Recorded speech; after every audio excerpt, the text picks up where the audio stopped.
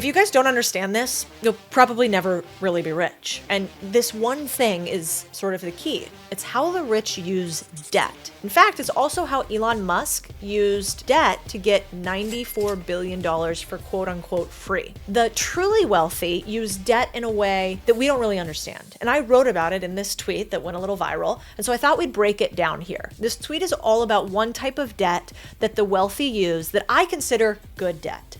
Bad debt is like credit card debt, short-term debt for, payday loans, those types of things. Not good. What I am going to talk to you about is one type of debt that most people don't realize almost all of those on the Forbes 100 list use. The truth of the matter is we were taught a bunch of lies about debt. The debt is always bad. It's irresponsible. It's dangerous. It could bankrupt you. We were told that maybe even debt was predatory. Facing the highest debt levels ever.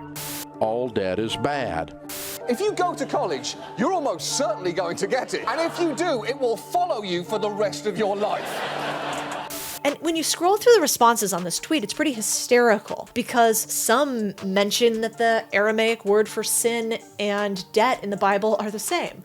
Another says Islam says taking interest is forbidden. A quick scroll of the internet says even the fat and happy Buddha has a framework on money called the Buddhist Dhamma, which means that money that originates as interest-bearing, centralized, privatized debt is unethical. So our conflict on debt goes deep. But all of those things, maybe some of them are true, and there are echoes of it. But if you categorically don't use debt, I don't think you're ever going to have that FU level of money that we all talk about here. You don't want to go bankrupt, but you have to understand that debt is a lever that lifts the world. When you remove the emotion from it and insert the efficacy of debt, I think you're going to change your mind. Okay, so how do people use it? Here's one I'm going to talk about today. It's called stock collateralization.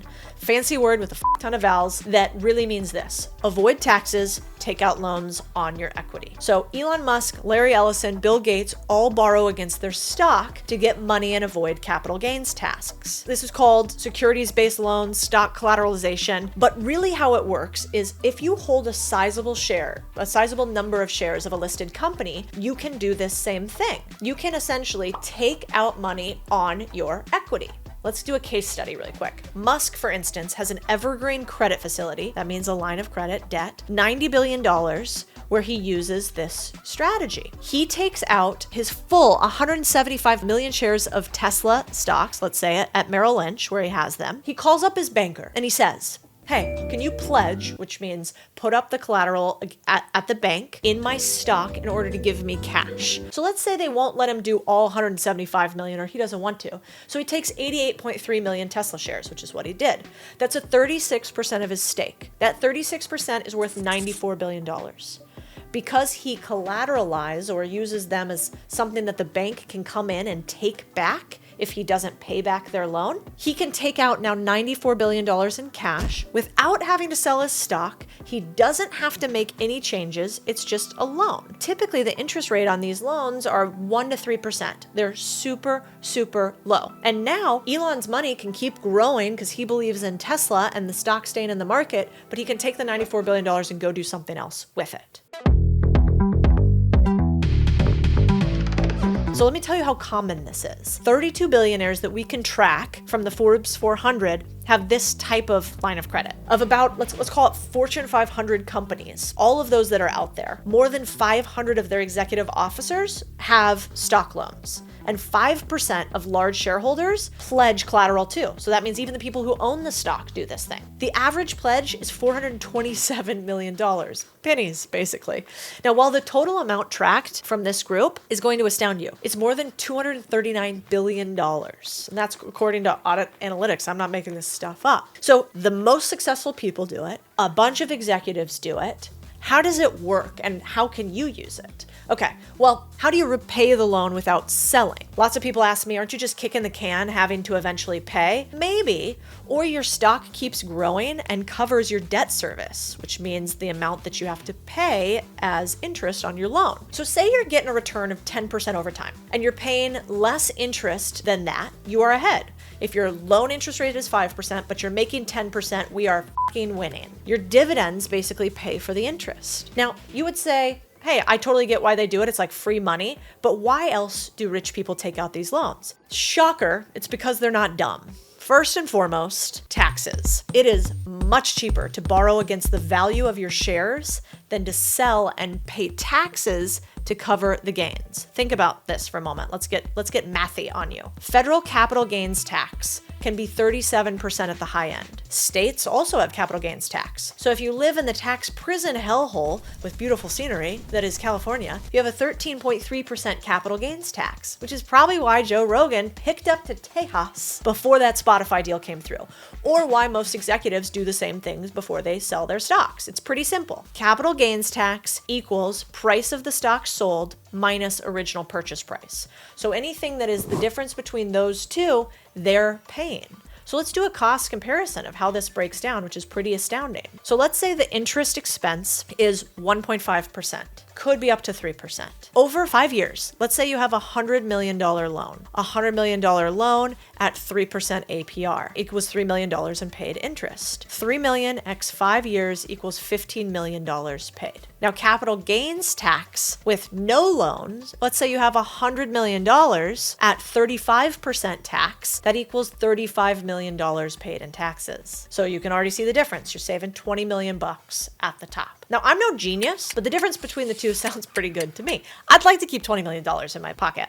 Now, depending on the scenario, you could also write off the loan interest expense, so that 15 million bucks, against new investments, which further decreases your capital gains. So I'm not an accountant. I'm not telling you what to do in this situation. I'm not saying this works for everybody, but I am saying it works for a lot of really rich people. Okay, number 2 reason, no limitation on loan purpose.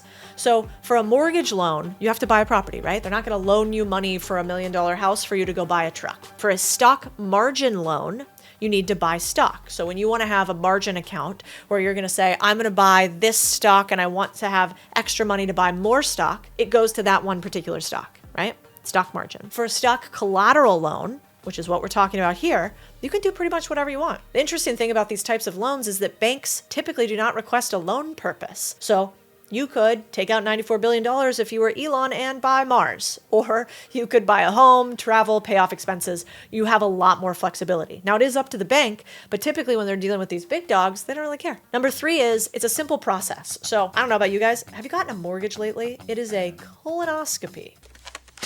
So how's this work? You just feel my pulse or what? Ah! You don't need a certain credit score or submit proof of income. You just have to hold the asset, which of course means you do have to have some money to take loans on the money. In this case, it does take money to make money, but they don't have to go through everything else that you're holding. It's one factor. The 4th reason is you can invest more long-term. So a stock collateral loan allows you to increase liquidity without selling. What does that mean? It means you have cash in your pocket to do stuff with without having to take chips off the table in the form of stocks you like. For founders, this is awesome because it means you could avoid dilution, meaning that you sell and then you own less of your company, let's say. So you monetize your shares without losing control. If you've seen We've Crashed, you watched a stock loan deal go down live when Adam went into his bank, took out a large loan on his non-publicly held stock at his brokerage account. You know, Business Insider, Axios reported that 400 million came from stock loans and the rest from outright sales. That's how he bought all those mega mansions and is hanging out doing whatever Adam Newman does. The 5th reason is that this trend is normalizing. So I have a loan out on shares in one of my brokerage accounts. I've had them many times. For instance, I took out a loan at like a 2.5% interest rate to invest in a debt deal that was paying 13%. The deal pays for itself. I don't have to use cash to buy it. It's a win-win. My money is just working harder, right? It's like driving the whip on your money. Now, most of my friends with higher net worths do this as well, but it's not just for high net worth, like Wealthfront, Wells Fargo, lots of firms do it for smaller accounts. Now, big, huge, like blow it up right now disclaimer, don't be an idiot. The downsides here, they're big. In the worst case scenario, you could lose it all. The stock goes down, you need more stock or more cash to compensate, you don't have enough money, and you lose everything. That's a pretty big downside.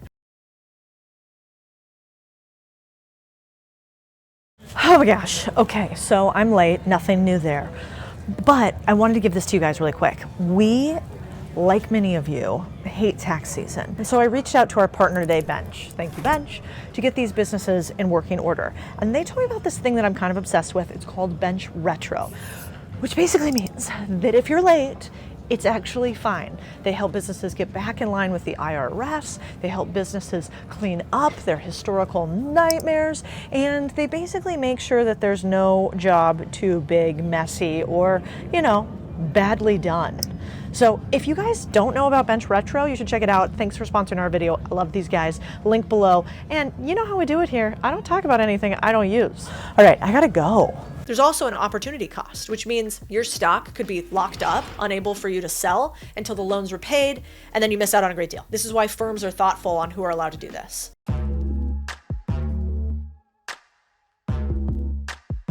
So the questions I would ask myself are just a few about debt before you take it on. So if you're like, Codie, should I do this debt deal? I don't know. You have to be the adult here. Here's what I ask myself. Will it pay for itself? Number one. What if it doesn't?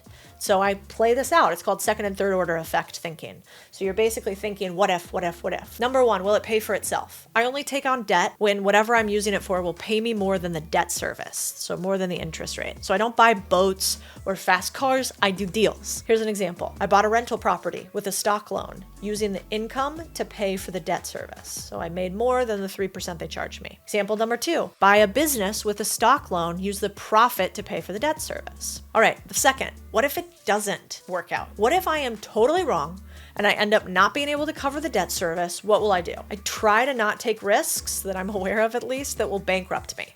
So how do you cut your losses? Well, in those two instances before, you could sell the rental property. There's inherent value there. It means it's worth something in and of itself. And two, you could sell the business, right? Because the truth is that chaos theory reigns, which means something can go wrong. It probably will. Let's put a little bow on this bad boy, shall we?